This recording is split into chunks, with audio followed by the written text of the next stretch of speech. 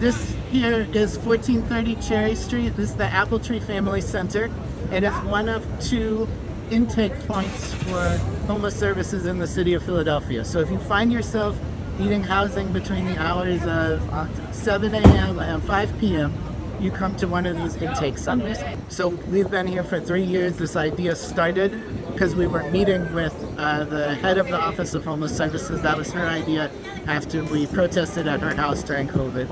And we asked her in our first meeting, couldn't there be someone at the intake centers greeting people, explaining the process, telling them how security is going to work, offering them some food because you just sit in an empty room all day, place to charge your phone, that kind of stuff.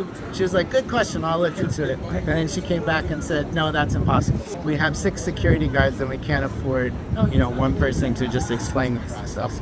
And so we were like, well, that's stupid. We could do that. So we started showing up with a box of Dunkin' Donuts coffee and 12 donuts and sitting out here. That was exactly 3 years ago. Oh, so you're going to come back here? Yeah. Awesome.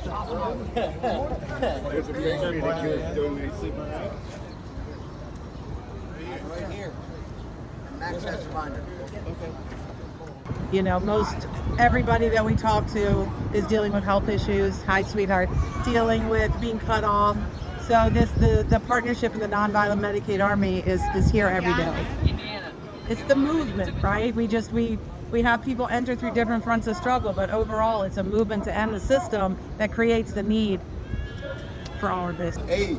So I was involved in ACT UP for over 15 years. I got involved because I was lonely and looking for dates, and I was very successful. I met my partner there. But at the moment I joined, they were sort of figuring out, for people living with HIV, like what's the biggest barrier to their health and well-being? And over and over again, the answer was housing.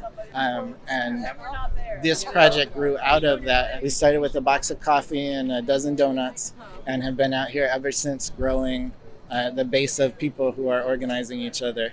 See, now this is how I got the bug, right? I was in an emergency shelter. I would be kicked out at 4:30 in the morning, every morning, and I would lay up there underneath that paintbrush. Friday morning, one of the guys that's with me, we're laying up there, and he goes, yo, there's a table getting set up down the street. I said, what? He said, yeah, there's a table getting set up. So I said, all right. I said, no, we're gonna go check to see what they got. Here, I start, they got peanut butter and jellies, and they have coffee and at the time. So I started coming every Friday. We've always made it a political project. It's not just mutual aid, not just helping each other, but also collecting the stories and the solutions to the problems that we're facing. It's like they punish us to being homeless, is right. They make believe we being homeless is a crime. I said to the City Hall, and I asked them, I said, hey, wouldn't it be a better option to give the people the money to put them in an apartment and make them feel sustainable and make them feel as a human being? And they told me, oh, well, we don't know where we're going to get the money at for the so-called that part of the budget. Take the money and give it to the shelter and give people apartments. Yeah, it will cost less, but it's a capitalist system. So the shelters, those directors and co-directors who are getting the salary, that money. So one of the things we realized is we have a lot of rights on paper, but they weren't being enforced at all. The conditions in shelters, there were lots of shelters with broken bathrooms, with mold growing in the walls. There's a lot of people that rather be on the streets than to be in the shelter. That's right. That's because there's a lot of people that suffer from shelter abuse. That's right. There's a lot of places that they're not there for the people. They're there for the paycheck. They're there for the benefits, but they're not there to help people. So they're not doing it from their heart. But I don't know how it is with the women, but in the male setting in the shelter, it's just like prisons. And so we said we need an ombudsman, somebody who can independently monitor and inspect the system. And we went to city council. We set up lobby visits every Friday morning that we could. We would do them by Zoom from our site right here, or we would walk over to city council in person.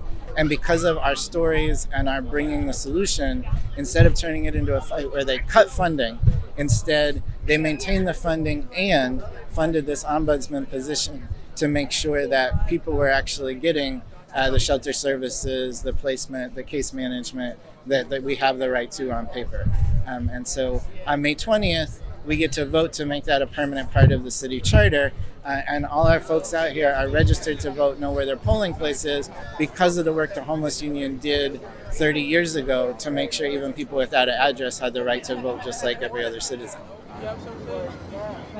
They obviously are meeting with large numbers of homeless people and talking to them about the union and really building an army here, an army of the homeless, and some hope, and it gives me an understanding of the solidarity throughout the United States and that we're building all over the country.